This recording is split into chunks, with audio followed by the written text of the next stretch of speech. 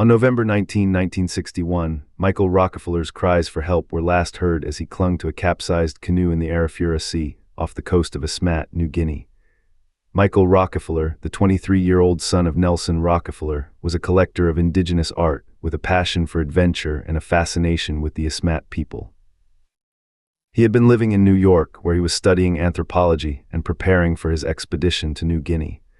Michael Rockefeller had traveled to Asmat with a film crew, intending to document the region's unique culture and collect examples of its distinctive art.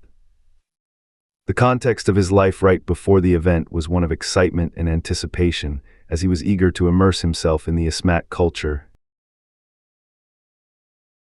Rockefeller had spent months planning the expedition, poring over maps and reading accounts of previous travelers to the region. Michael in 1961, when he set out from the coastal town of Agats, Asmat's administrative center. He was accompanied by a Dutch anthropologist, René Wuzzing, and a local guide, as well as a film crew. On November 19, 1961, Michael Rockefeller and his companions were traveling by canoe through the Arafura Sea, off the coast of Asmat, when their vessel capsized in rough waters. According to investigators, the canoe was struck by a large wave, causing it to overturn and throwing Michael Rockefeller and his companions into the water. Michael Rockefeller, an experienced swimmer, attempted to swim to shore, but he vanished from sight, despite the efforts of his companions to locate him. The last time Michael Rockefeller was seen was around 3:00 p.m. when he was spotted clinging to the overturned canoe, calling out for help. As the search for Michael Rockefeller began, investigators from the Dutch colonial authorities, as well as local villagers, combed the coastline and surrounding waters, but no sign of him was found. The investigation into Michael Rockefeller's disappearance was led by the Dutch colonial authorities, who were assisted by local villagers and members of the Asmat tribe. The authorities found no physical evidence of Michael Rockefeller's fate, such as a body or any personal belongings, which has left the circumstances of his disappearance a mystery. One theory holds that Michael Rockefeller may have been swept out to sea and drowned, while another theory suggests that he may have been attacked by sharks or other marine predators. The family has suggested that Michael Rockefeller may have been able to survive the initial accident and make it to shore, where he may have been taken in by local villagers, but this theory has never been proven. According to court records, the investigation into Michael Rockefeller's disappearance was extensive, involving multiple searches of the coastline and surrounding waters, as well as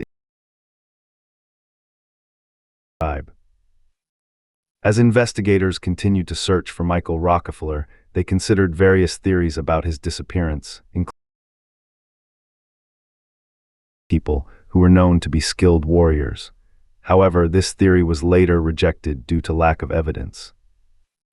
The Asmat people had a reputation for being fierce warriors, and there were reports of cannibalism in the region, but investigators believe that these reports were likely exaggerated. The investigation into Michael Rockefeller's disappearance was thorough, with investigators gathering statements from witnesses, including René Wuzzing, who was with Michael Rockefeller when he disappeared. Wuzzing reported that Michael Rockefeller was in good spirits and was excited about the expedition, and that he had been swimming strongly when he was last seen. Investigators also found that the canoe had been in good condition and that the weather had been calm, which has led some to speculate that Michael Rockefeller's disappearance may have been the result of a deliberate act, rather than an accident. The disappearance of Michael Rockefeller remains a mystery, and the case is still unsolved today. The family of Michael Rockefeller has never given up hope that he may still be alive, and they have continued to search for him over the years. In recent years, there have been reports of sightings of Michael Rockefeller in the Asmat region, but these reports have never been confirmed. The Dutch colonial authorities and the Indonesian government have both stated that they will continue to investigate Michael Rockefeller's disappearance, and that they will do everything in their power to determine what happened to him.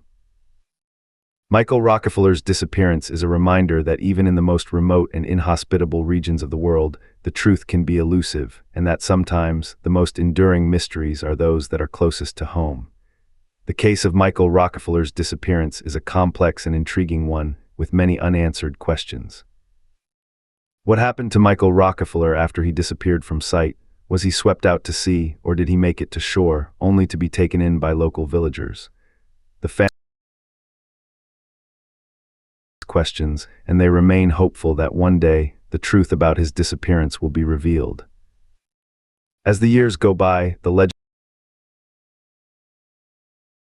and his name becomes synonymous with the mysteries of the Asmat region. Michael Rockefeller's disappearance is a reminder that some secrets may never be fully revealed, and that the truth can be a fragile and elusive thing. The disappearance of Michael Rockefeller is a haunting reminder of the dangers of exploring the unknown and the unforgiving power of nature. On November 19, 1961, Michael Rockefeller vanished into the vast expanse of the Arafura Sea, leaving behind only questions and speculation.